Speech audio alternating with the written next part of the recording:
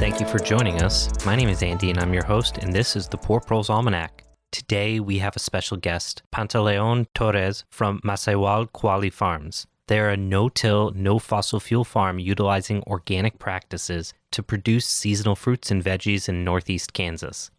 Their project is inspiring on a number of different levels.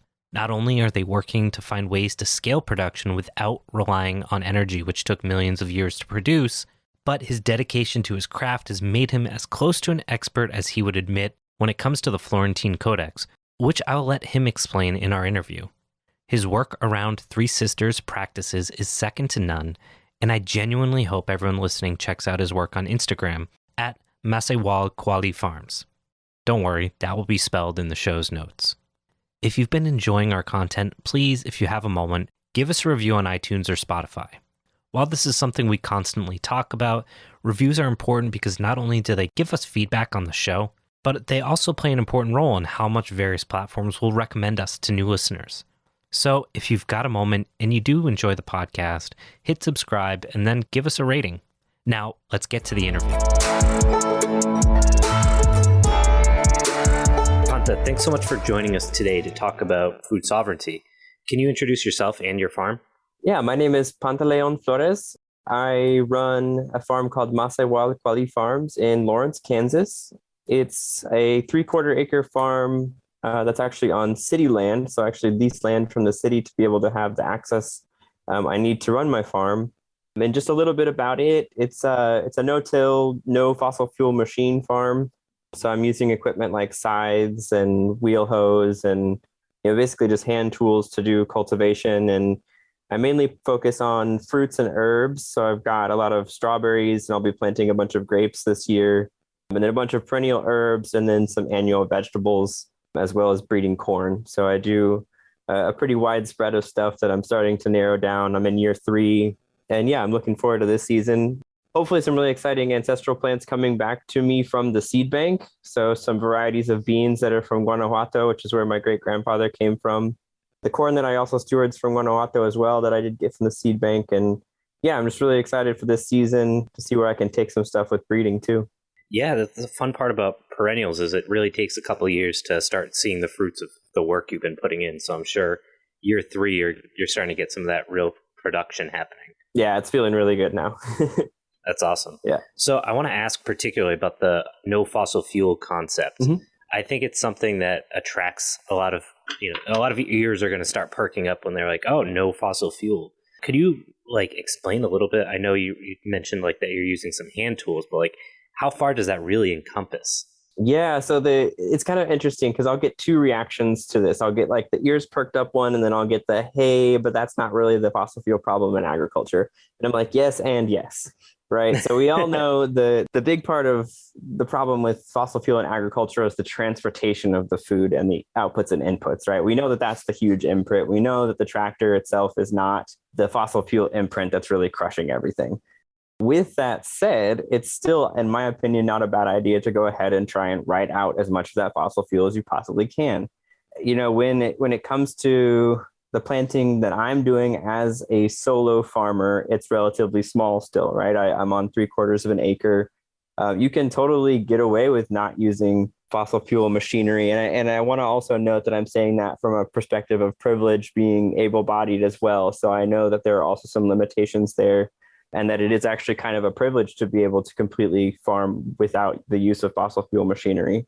So yeah, I don't know if that answers the question specifically, but I mean, it's a very labor-intensive form of farming where I'm using, broad forking quite a bit, utilizing lots of straw mulch and hay mulch, letting crop residues fall where they are basically, and then, jab planting into them. And so there's a lot of different methods that come with that aspect of the no fossil fuel that really no-till is very set up for, I think. Yeah, absolutely. When we talk about things like no fossil fuel, I think it's really important in the sense of even if what you're doing today isn't particularly exciting or novel, I think it pushes the conversation forward about how much can you scale things up without having to use those resources. And you have to start somewhere, basically. And I think that's why what you're doing is really important, is because in a lot of ways we have to start not from square one necessarily, but to take the resources and the knowledges that we've had, try to figure out what we've lost, and then we can figure out how do we move forward and scale up to a size that can feed a community without massive inputs that we traditionally think of as like, well, yeah, you can have an urban farm, but how many people are you really feeding? Absolutely. Yeah. So like like I said, I run my farm as a solo operation. I do not whatsoever condone that. One of the great things, as you kind of mentioned already, is, as I'm doing this no fossil fuel, running it by myself, I'm seeing where, those moments where I'm like, wait, why don't I just use a fossil fuel machine for this part? But then the other side of my brain is like, but if I had a crew of like 6 people, this would be nothing. Right. So I'm thinking of really bigger corn plantings and really grain harvesting. And what's really exciting about this year is that I'll be working with 2 other farms to collectively plant our grains. So we'll be going from plot to plot, planting our grains together without the use of fossil fuel machinery. And it's really amazing how much more work can get done when you've got like an extra set of people to go out there and do it with you. So it's been interesting to see where I'm like, oh, I should totally use a fossil fuel machine, or no, wait, I should just ask for help and cultivate community and get assistance with each other and reciprocity. And yeah, so it's been really interesting seeing how that has unfolded, and where we just need to be more collective in our agriculture. Yeah, and that points to the fact that with agriculture, what's really interesting is you really do only have a handful of choke points. You can do quite a bit on your own outside of usually seeding and the harvesting, especially when you have to do things like threshing. Then it becomes a little bit of a longer process. Yeah. But if you can get that temporary support in those areas, it does give you a lot of opportunity to do quite a bit on your own, and more than most people, I think, realize. Totally. My first question is, you've brought up the fact, well, it's not my first, I guess I've asked you a couple questions, but this idea of like farming at this scale, and then you brought up this idea of bringing in some traditional foods and methodologies and things like that. So I'm interested in how that's starting to impact how you're planting things. Like, are you starting to think about more dynamic plantings and things like that, more traditional ways to manage crops, even though, because you don't have to worry about equipment coming in. I'm thinking of like the MILPA system and things like that, where it's like you've got perennials paired with annuals, paired with like repeated burnings, and accepting that instead of trying to keep animals out, putting your less valuable crops around the edges and things like that to basically a sacrifice crops as opposed to constant ongoing management. Have any of those kinds of ideas started percolating their way into the system itself yet? Absolutely. That gives a perfect segue to talk about the Florentine Codex, actually. So the Florentine Codex from, I think it's 1552, is an account of many things. So there's like 12 different books in that series. The one that I mostly focus on is called Earthly Things. And within that text, there's instructions for the cultivation of maize, as was done by my ancestors in the 1500s and prior. One thing in there that I actually did, I did a USDA SARE research farmer rancher grant, and I took that system, that was the instructions that were within that, and I did a comparative yield analysis with no-till, just regular no-till kind of planting. Did the planting side by side with corn from Grin, the seed station in Ames, Iowa.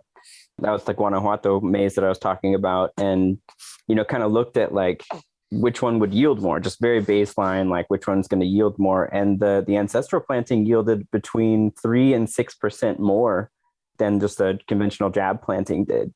And so that's something that I'm continuing to use. That's those instructions from the Florentine Codex to plant my corn. And they also suggest planting beans with it. They don't go the full Three Sisters in there, but I'm also going to start planting beans alongside them. And that's the one thing I didn't do when I did the actual SARE study. And I only didn't do it because they suggested that you could do it in the instructions and not that they always did it. So I was like, well, let me just try it, more baseline compared to just corn plantings, right? So that seemed like more of a fair analysis between the samples. And so that's one thing I'm going to continue doing. I'm also going to continue experimenting with Three Sisters plantings. I just applied for some more seeds from the Grand Seed Bank in Ames, Iowa. I kind of looked through all of those accessions. There's thousands and thousands of accessions in that. And I was able to locate some squash that's from Guanajuato, and a variety of beans is also from Guanajuato. So I'll be able to do a Three Sisters completely from Guanajuato, where my great grandfather came from. And I'm going to do that in two different ways. So I'm going to do the mounding style that everybody typically knows, and then there's also a 3 row of corn, row of squash, 3 row of corn, row of squash, kind of Three Sisters planting style. So I'm going to do those side by side, and see which one's better fit for climate and soil in our area. So yeah, I'm really, looking back as far as I can. And it's hard because a lot of our resources were burned by the Spaniards, or just, completely destroyed and left behind. But I'm really trying to go back and read the writings of my ancestors to see what they did, and try and replicate that kind of stuff. And then, of course, for me, when I plant, I know I'm planting at scale. People ask me all the time, "Oh, you grow strawberries?" I'll say, "What do you do about the birds?" And I was like, I let them live. I'm like, it's like, I don't know. I've got, 500-foot rows of berries. We don't need all of those. And I don't feel like, I'm not going to put up netting. I'm not going to go like sit in the field and blast off a gun so the birds fly. I'm not going to do any of that stuff. The birds are going to eat some. There's going to be deer who come along and eat some. That's just how it's going to be. And if I'm really planting at scale, it's not going to matter. And yeah, I believe in farms needing to understand the non-human world a lot better, and work more symbiotically with the non-human world. And yeah, that's just what's going to happen. We can call it loss, or we can call it being in closer symbiosis. Basically like a tithe to nature for borrowing its soil for a moment. Totally. Yeah, they've been here much longer anyway. So could you speak a little bit further about the Florentine Codex? I know you said it's like this older text, but what's the big deal about it? And then a little bit about what exactly are you doing that's kind of pulling from that codex? Yeah, so I'd say the big deal about that one is that it's one of the more accessible codices out there. So there's a lot of different Mexica Nahuatl codexes, or ones that are written by mostly written by Spaniards. So this is one that is from a Spanish perspective, obviously the information taken from indigenous people. And it's actually really mostly just that corn section in that book. There's a second one that I've been researching a lot on, called the Codex Barbarini. And that one, the Bodianus manuscript, is an herbalist book. So it's like remedies, plants, like actually how to put the medicine together and to administer it, and that kind of stuff. And that one is super interesting to me because it's actually written and illustrated by indigenous people. So by indigenous Mexicans. And so for me, that's it's way more powerful than something that's potentially filtered kind of through a Spanish lens. So what exactly are you pulling from the codex itself in terms of what you're planting, how you're planting it? Yeah, so from the Florentine Codex, I mainly have just pulled the corn planting instructions and really utilized that piece. There is a second manuscript called the Codex Barbarini, or Bodianus manuscript. And that one is super interesting to me because it's actually written and illustrated by indigenous Mexican people, which is very rare. It's like one of the few codexes that's actually, authored by indigenous folks back in the 1500s. Again, we're around 1552. That one has really pointed me to a bunch of different plants that I actually grow now in my own production. So there's papalo is one that's in there. That's what was actually indigenously used before the Spanish brought cilantro in Mexican cooking. So if you want to really try some super authentic Mexican food, see if you can find or grow some papalo, and just take the cilantro out and put the papalo in, and you'll kind of get more of a real representation of an indigenous Mexican dish. The really hard part about that one is that there have been a few different translations with it, and they haven't always been the most accurate, just because they haven't necessarily been translated by people who are botanists or people who really understand the indigenous culture behind the language, or interworks with the language. But I did most recently buy a book that basically takes all of those different translations, summarizes them, weeds out a lot of the misrepresentation, miscommunication, mistranslations. And there's actually a new plant new to me plant, obviously, called the sand tomato that I'm going to be growing this year.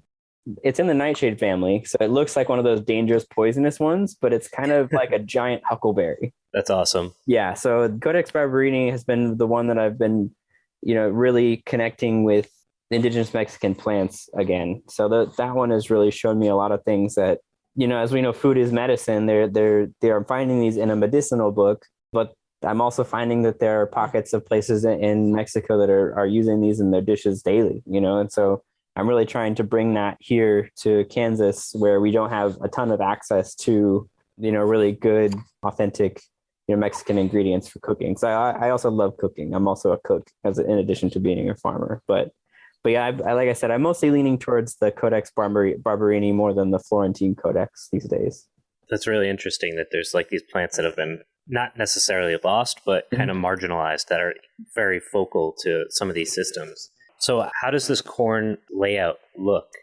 Like, is it very similar to like the traditional milpa, where it's like you've got rows that are like 10 feet apart and there's like 6 different plants between 6, 12, 20, sometimes different plants in between? Or is it more simplified compared to that? It's more simplified compared to that. It is more of a block style planting. The instructions are mainly around the cultivation aspects of corn. So there's mounding at 3 different stages of plant growth. And I love how poetically it's written too, because, like we think of like corn manuals of today, and it's like at the V2 stage, you like, talking about when the leaves are going off from the stalk. But here it's just like in its second like burst of life or shooting. So, like second like shoot, second leaf, V2 stage. Yeah.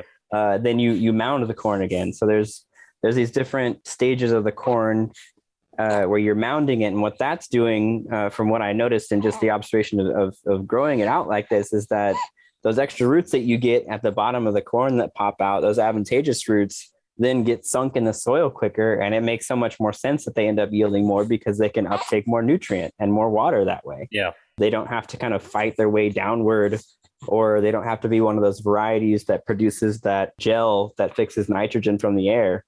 And one of the really fortunate parts is that one of the main ones that I've been breeding out for 3 years ended up being one of those varieties that has that nitrogen fixing gel that I still need to do some more research on. So I can't quite speak too much to that component of it. But yeah, I mean, the mounding really seemed to help a lot. And it was also interesting to me because it wasn't such like a milpa or like a Three Sister style. It was way more what we think of scaling looks like. It was way more block planted style, but still, of course, suggested to cast beans at a certain stage. So, it's saying, you do need to add a nitrogen fixer in there as well, and that it can help or whatever. But yeah, it's actually more block style, kind of like we see with conventional planted corn. Yeah, and I think like that points to like the scalability of some of the traditional farming practices that we kind of say these can't actually feed this many people. And it's like, well, actually, like people have shown ways it's more labor intensive for sure, but there's a lot we can do. And like I think the idea that things are more labor intensive generally gets a bad rap when it shouldn't. More people should be involved with where their food comes from. I know that's like an unpopular opinion, but like, yes, people should know how to grow food and where it comes from and be involved in it and have some skin in the game, so to speak. So that's not necessarily a bad thing. Totally. Yeah. I mean, you think of like you said, that the negative connotation of labor intensity, and then you think of all these people who would love to have this like agro utopia, and they're not at the same time realizing that like that utopia comes from a hell of a lot of work. But then also, the more hands you have in it, the less intensive it becomes. Yeah. I mean, it's just there's some calculation of like the bump we have to get over from the extra labor intensiveness plus the amount of extra hands in there, making it then just as labor intensive as farming is, because it's never going to not be labor intensive. Like, it's farming. You just have to expect that. Yeah, the last, I don't know, 80 years has been, like, historically speaking, will be a giant anomaly where we took all this energy from in the ground and we're like, hey, we're going to blow through it in 80 years. Yep. And then it's going to be gone. Then we're going to have to figure out how to do it again. And we need to do that now, not when we run out of fuel or when we run out of petrochemicals or whatever it might be. And that's okay. Like, these systems take time to develop, but once they're there and we know how to manage them efficiently, there's still going to be a lot of labor, and that's okay, but it's something we can do and still live like meaningful lives.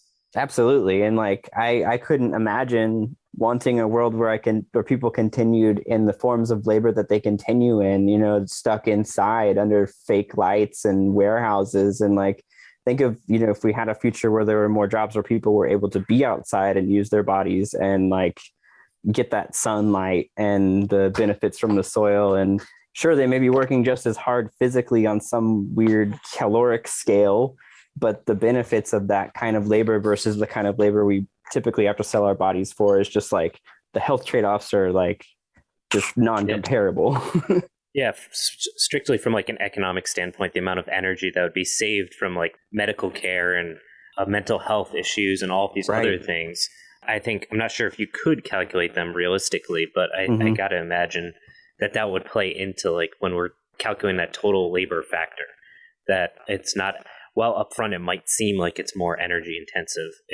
It would balance out at some point and also be better for the environment and like more sustainable. Yeah. So I also want to ask, like outside of the actual farming itself, you talk a lot about making the farm a public work. What does that actually mean when you want it to be a public work? Yeah, so food as a public work is a big initiative that I'm pushing for locally right now. When I think of food as a human right, the way it's written, and I look at the systems and people suffering under food apartheid, and I look at why that is, if we do want to have these documents that say food is an inclusive human right, that governments should be responsible for, taking hold of if the issue becomes too big, then we just need to start funding the production of food, right? As it currently stands, we're funding the consumption of food. We're funding programs like SNAP, which are totally necessary currently, that ultimately really only put money into the pockets of corporate agriculture. That's a system that subsidizes the consumption of food. If we were to actually subsidize the production of food, we could get way more food out of that. So in my proposal to institute food as a public work, a city or county would need $1 million operating budget. I know that sounds like a lot, but that's 16 high-paying jobs across vegetable, orchard, and animal production, and then also food logistics. And the amount of food that that many farmers can produce is in upwards of 5 to 6 million. So if you want to talk economics and return on investment, that's $1 million investment into sustainable green agriculture jobs that then returns $5 to $6 million in produce and prepared foods every year. And so for me, when I think of food as a public work, it's like trying to hold the government accountable to the money that's already ours, right? This would be coming from money that's already, that's been taxed, that's coming from our pockets already. And at least, it's going to go into something like food. Hey, thanks for tuning in to the Poor Proles Almanac. This is Andy, reminding you that if you're looking for more content outside of the scope of the podcast, or sources, recommended readings, or ways to support us, you can find that at poorproles.com. Further, we've expanded our delivery into video content on our YouTube channel, where we're able to show step-by-step how to do many of the processes that we talk about within the podcast. We have also started a Twitch channel where we platform various folks on skills from DIY mushroom production to the various methods to keep land out of the hands of developers. Again, all this can be found at poorproles.com, and we look forward to seeing you over there. I live in a college town.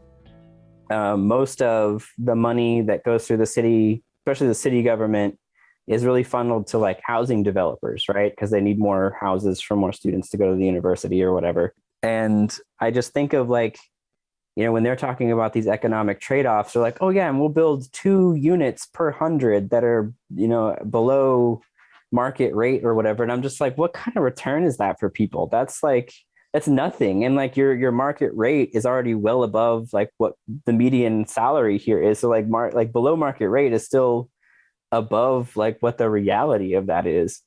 And it's just like, I see all this money getting poured, locally into projects that don't really give back at all. And that's our money. Again, that's our money from our sales tax revenue.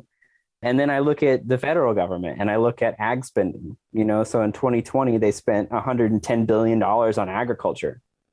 In my project, $5 billion would give $100 million farm endowments to every state, DC and Puerto Rico for 100 years. Jesus. Yeah, I mean that's $100 million is $1 million operating budget every year for 100 years. Yeah, it's one of those things you don't understand the scale until you like break it down and you're like, Jesus Christ. That billion number is so just astronomically out of our brains that we don't grasp it. You're totally right.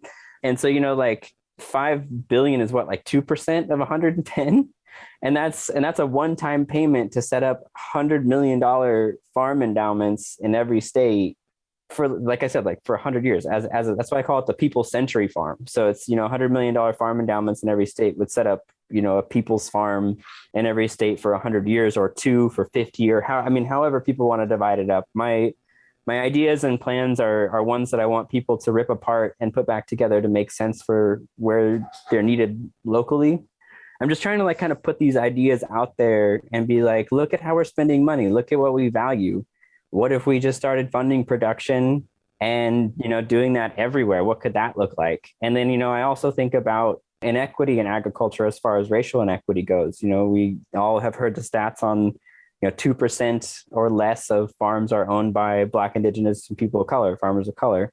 If we were to, in the same fell swoop, dedicate $5 billion to $100 million farm endowments in every state, DC and Puerto Rico, while also employing BIPOC producers at the same time, think of the equity that would create. I mean, I know that's not land ownership, but to be perfectly honest, I'm not really interested in land ownership. I'm interested in the decommoditization of land and food. That brings up a really good point about it perpetuates the system. Now you've got new stakeholders that are owning land as opposed to saying, no, we shouldn't have ownership of land.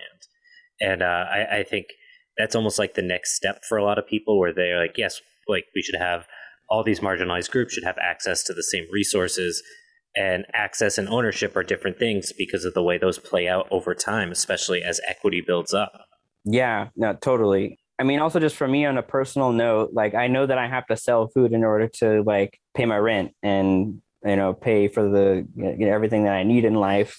But at the same time, it feels spiritually harmful to me to sell food. I just don't, with my, I guess just the place that I'm coming from, selling food just feels wrong. And if I were enabled to, and this may sound totally selfish, but I honestly don't care. If I were enabled to have a good enough paying job where, I could support my family, and all I had to do was just grow as much food as I could and make sure it got to people, I would be the happiest I've ever been in my entire life. I mean, the plan that I put together calls for $60,000 a year salaries, and most farmers are going to be super jealous of that number, right? Yeah. And I mean, I didn't pull that number out of nowhere. I looked at county salaries of people who work with the land, so parks maintenance people, noxious weed specialists, GIS people, really, anybody who works with land on the county level, and I averaged their salaries out, and I subtracted $10,000. Jesus. So again, it's coming from a place of, look at what we already pay for as far as land management goes, and what are we getting out of that? We're getting Roundup sprayed on Johnson grass and random patches that farmers call in. We're getting people who have good maps, which are great. Good maps are good, but what's the direct public benefit from that? Green open space is also a great thing. Nice maintained parks for people to go enjoy if they had the time to. Again, it's I love parks. I hate the system that we live in and the fact that most people don't have time to go to one. And so, I'm really looking at this from a where are we already at? What are we already paying for perspective, and kind of holding the mirror to what our values actually are on paper versus what we say we want them to be. And so, $60,000 a year might sound like a lot to a lot of people, and it is. I mean, around here, it's $20,000 above the median salary, and so it's a good high paying job. But that's also something that we're lacking here locally. And I think this points to something that we're starting to see some voices on. Sylvan Aqua does a great job of definitely confronting the reality of the world we live in, versus I think a lot of projects that just say this is what I want and this is the future we need, and that's valid, but at the same time saying this is what we want doesn't offer real solutions, because they're not engaged with the structure that exists around us. And it's important to present alternate utopias, whatever you want to call them, for people to see and say, yeah, why don't we have this? But also, it's equally, if not more important, to say, this is how we tackle the issue based in the world we live in, based in the financial and economic structure that we exist within. And that's, I think, where a lot of folks, especially on the left, really struggle with. It seems like it's an area where people get uncomfortable. Like, understanding finance is not a left-wing thing. But I'm an accountant, and like I can I'm okay with saying like we can talk about these things and we can be right. I think a lot of it comes down to a lot of people thinking that maybe because it's finance that the right might own that space, but they don't. Like, there's a lot to be said about breaking down things from an economic and financial perspective from the left and being able to make a good, if not better, argument than traditional economic policy and understanding of accounting and things like that. And that's where I think like this in particular is really important to say, look, we can do this and I can show you how, and it makes financial sense. And that's not a bad thing to be able to say that. It does seem like something that people don't want to do or don't want to engage with. Yeah, let me throw some farm math at you then, since we're talking practical and pragmatic. I went ahead and did a little math this morning. For the last couple of years, I've been working with our local Food Not Bombs chapter to feed around 100 meals to folks every week. I've had to pull back a bit from that because of baby here, but but for the year that I did do it, I didn't really crunch these numbers until not too long ago. And so I'm thinking, we're pulling most of this food from farms. So this is like farm fresh, like not even necessarily seconds or whatever seconds are to most people's brains. But yeah, so this is, practically like farm to table meals for houseless and displaced folks every week. So the math breaks down 100 meals a week. And we're going to put the economics on it because farm to table is not cheap. And I went ahead and just said, okay, let's say $30 a meal. That's actually a pretty cheap farm to table meal. Yeah. So $100 meals, $30 per person. That's a $3,000 food service. The labor of that with about 6 hours and 6 people at $20 an hour, because we're going to use that MIT wage calculator because it's there for a reason. And that's about $720. So you're at $3,720 per service, food and labor, at 52 weeks a year. That gives you $193,440 in service a year, coming for free from mutual aid. That's 200,000, right? Like that's already 20% of that million returned if you were to just do one meal a week, because food as a public work isn't just throwing produce boxes at people, because you can't do that. Yes, you can do that. A lot of people do that, but like food as a public work also includes, in my ideal world, at least 2 dinners and 1 breakfast a week. So prepared foods for me are super important, because I know for a fact, as someone who's suffered from food apartheid, that you can't just throw produce at people who are already working overtime trying to make it happen and say that here's a zucchini, and they're like, okay. You're like, cool, yeah, let me just gnaw on that, right? Like, if you were to do, say, 2 meals a week, right, at that same rate, it's almost $400,000 right there in return to the public, and that's just the 2 prepared meals a week. That's already almost half of the return back if we're really going to crunch these economic numbers fairly. Because I also don't believe in measuring pounds of food donated. I think people in food banks would really be better served putting a number on that, a dollar amount on that. Pounds are cute and fun and everything, but like at the end of the day, like you said, we're thinking pragmatically in a system and under a system. We have to kind of not define ourselves by that, but at least translate ourselves into what that is. And so, food as a public work isn't just produce to people, it's prepared foods to people. And those numbers really just like, I had to sit back for a minute when I did that math, because I was like, we as a bunch of poor folks are doing $200,000 in service a year, just 1 day a week. Yeah. It's just wild. Yeah, it's absolutely wild. And it also points, I think, to the magnitude of what we really need, because of the fact that you only fed probably like 0.1% of the population. Yeah. 1 day a week. And that's the total economic cost or value or whatever choice however you want to think about it. And the fact that we see a lot of stuff about like urban gardens and community farms, and it's important, but the scale is really important to see as well, because when we're talking about feeding people every day, Like there's that baseline, like your protein or your grain that I think gets forgotten a lot when we're talking about like urban farms. Like you'd mentioned like growing grains, and that's not something you hear very often from small, especially urban farmers and things, because first, it's not sexy. Second, it's a cheap food to buy. So like giving someone, like just say you gave them a 50-pound bag of grain, first they got to grind it up. And second, like even if you grind it up for them, like 50 pounds of flour is like $20 or not a lot of money. And there's a very long and complicated reason for that.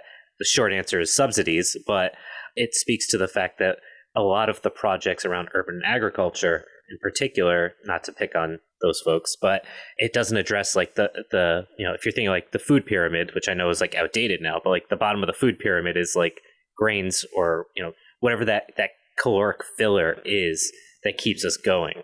It's great to get 10 pounds of tomatoes and carrots and all that stuff. Like it's great, but you can't live on just salad, and that's what those things are. Yep. So yeah, I think it's really cool that you're getting into the grain side of things, and that you're trying to bring a lot of these practices back in, because one of the things that we've been focusing on in a certain series on our podcast is looking at traditional land management practices. So while we're recording this right now, we haven't released it, but we actually have a 2-part series coming out on the MILPA system. Cool. Which is really cool and interesting. And we actually got to speak with some farmers down in Belize that are still doing the MILPA system, which was super awesome. There's actually some folks that were down there that happen to be from Nebraska. I guess they're working, there's a Maya community in Nebraska or Kansas, somewhere over there. Okay. And these farmers went down there to basically learn the traditional farming management techniques, because a lot of people in the community felt like they weren't able to access the foods they needed. So it was really interesting to like see how they were still doing these practices, and how that paired with like the fact that there were so many like transplants in the United States that were trying to also reconnect with these traditional methods. It's something that I think we have a hard time with, like negotiating how to look at traditional practices where they belong today, especially in a place that's been colonized and is still continuing to be actively colonized in different ways, and kind of what the place is of these traditional practices in a place that's in many ways terrible. It's a really weird and uncomfortable conversation, but it's a very necessary and important conversation to have. Otherwise, we're just going to like continue destroying the planet and like not making any progress. So I think what you're doing is really cool and a really important building block in whatever comes next, if it's good.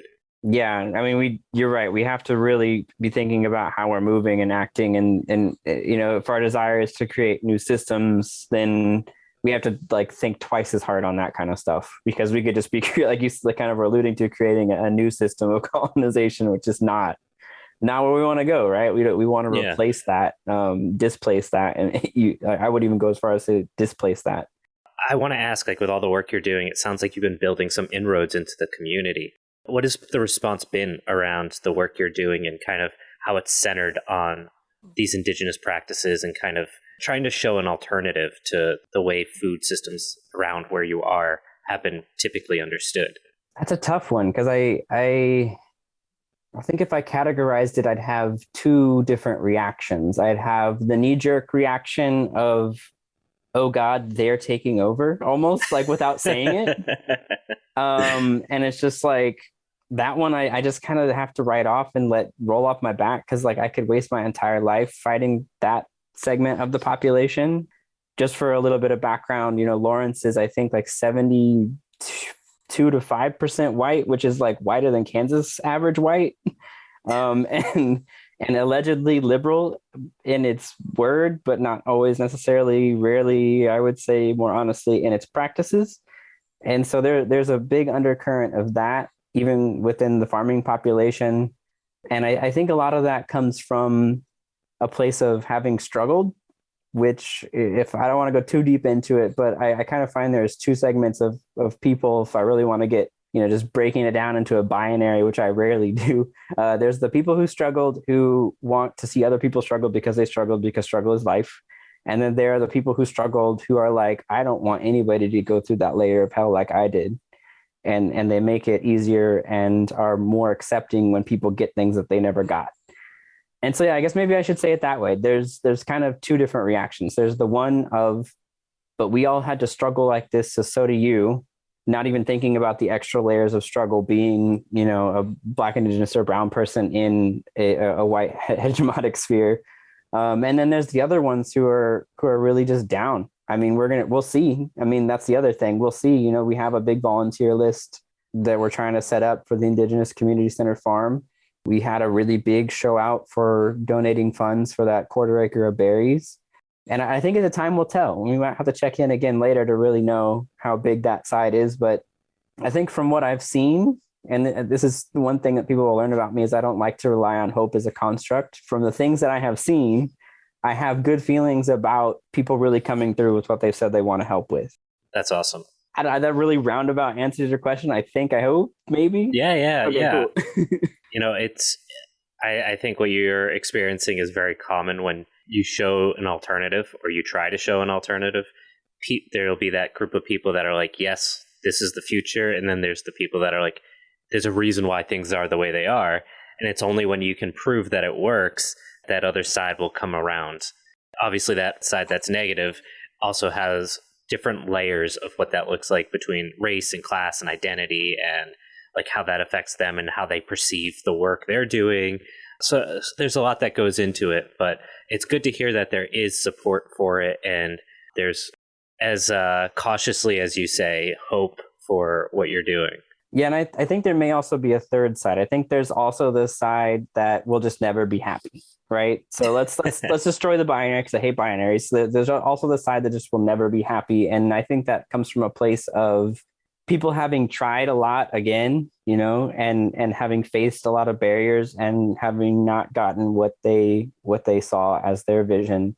But what I think is important in these spaces is that our vision becomes more collective, and we don't run into things like founder syndrome or situations where, someone maybe tried this one thing and then somebody else tried it and they were successful, so we're just going to be mad at them, right? Like that just I have to let that stuff roll off my back too, because I've experienced that as well. So let's put three sides on it. Why not?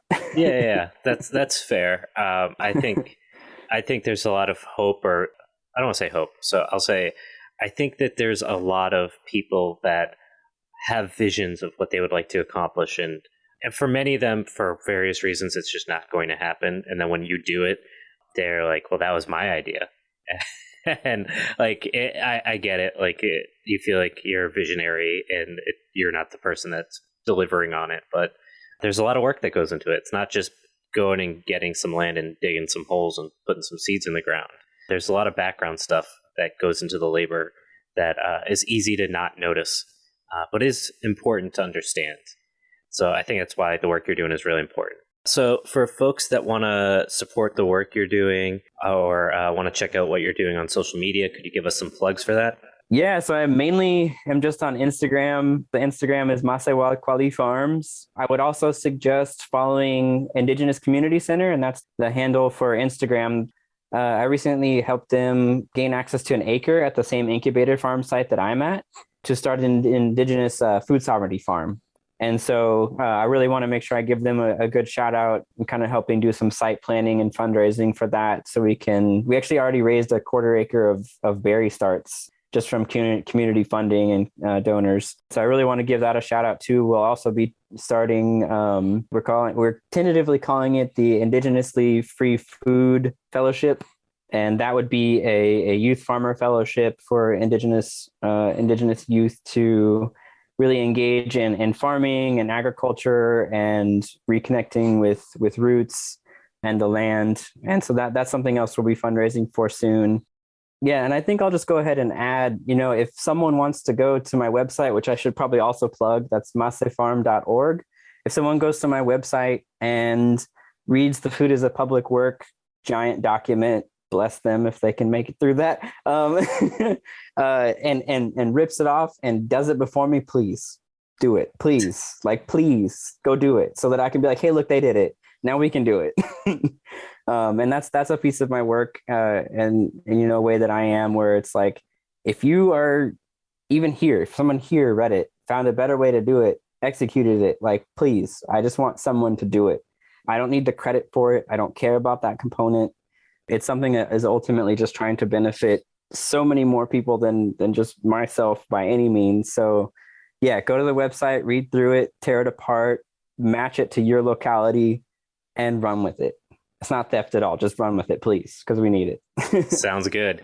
But yeah, I'd say, my farm on Instagram or, Indigenous Community Center also has a podcast too from their website, indigenouscommunitycenter.com.